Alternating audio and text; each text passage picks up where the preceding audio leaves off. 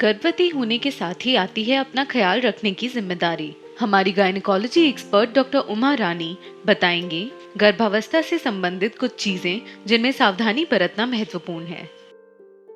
कुछ अंधविश्वास है जुड़ी हुई है जो प्रेगनेंसी रिलेटेड, क्योंकि हमारे बुजुर्ग जो हमारे मदर इन लॉ है, ग्रैंड पेरेंट्स सब कुछ ना कुछ टिप्स देते रहते हैं कि ये करो वो नहीं करो। लेकिन उसमें से मेरा ये कहने का है कि खाना हमेशा fat free and oily free होना चाहिए। और दूसरा है कि अगर आप बोलते हो कि नहीं एक बेबी मदर खाना चाहिए दो के लिए खाना इम्पॉसिबल है, बट हम ऐसे होना चाहिए कि बेबी जो ग्रो कर रहा है उसमें बोन्स एंड मसल अच्छा डेवलप है और ब्रेन उसका अच्छा डेवलप है। उसमें आपको बेटर है कि आप एक्सरसाइज में उसका ब्रेन डेवलपमेंट ज़्यादा हो सकता है। फूड आजकल बोलते हैं DHA रिलेटेड प्रिपरेशन कुछ मिल रहा है, ये कुछ हद तक सही भी है, लेकिन हमारे खाने में और कुछ विटामिन्स कैप्सूल में भी ये भरे हुए हैं जो आपका बेबी ब्रेन डेवलपमेंट में हेल्प करता है। दूसरा कि आप अगर जो डाइट लें वो न्यूट्रिशियस होना चाहिए, क्वालिटेटिवली गुड होना चाहिए।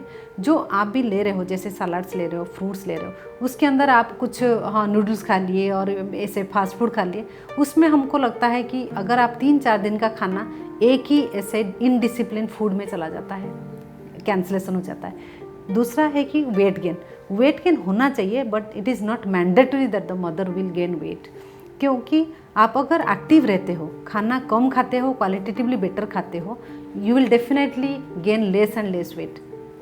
डेफिनेटली इन केस हम नॉर्मली लेते हैं कि on an average 10 to 15 kilo weight gain during pregnancy 9 महीने में होता है। कभी कभी हम देखते हैं इवन 3-4 किलो 5 किलो भी। लेकिन अगर बेबी ग्रो कर रहा है, मदर का ग्रोथ है नहीं, means mother is doing some active exercise not to gain weight, that is good. Fat improvement is always bad.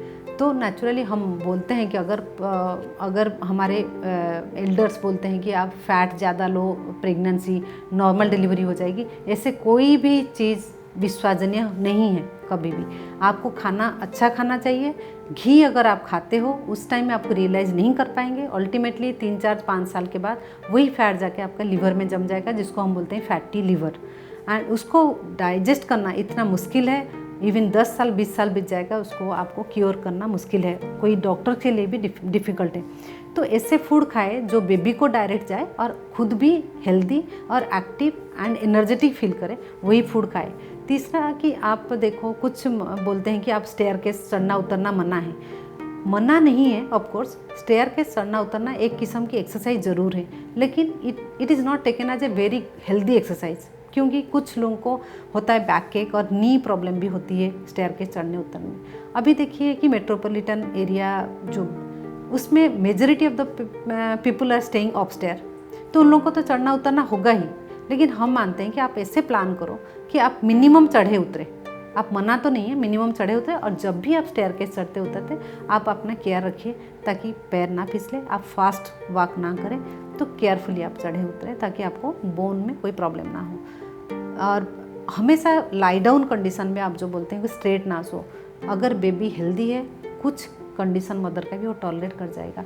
कुछ चीज़ हम बोलते हैं कि आप लैटरली सोए, मतलब एक साइड से सोए, राइट और लेफ्ट, उसमें हम प्रेफरेंस देते हैं लेफ्ट साइड मदर सोए, क्योंकि लेफ्ट साइड मदर सोए, लेफ्ट साइड में हार्ट है, और लेफ्ट साइड में अगर यूट्रस झुक जाएगा तो बेबी को ब्लड सर्कुलेशन बेटर होगा।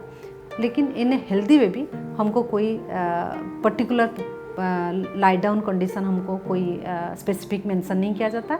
अगर वो कॉम्प्रोमाइज बेबी है, बेबी के ग्रोथ कम हो रहा है, हम ज़रूर बोलते हैं कि लेफ्ट लैटरल पोजीशन में आपको मैनेज करना पड़ेगा।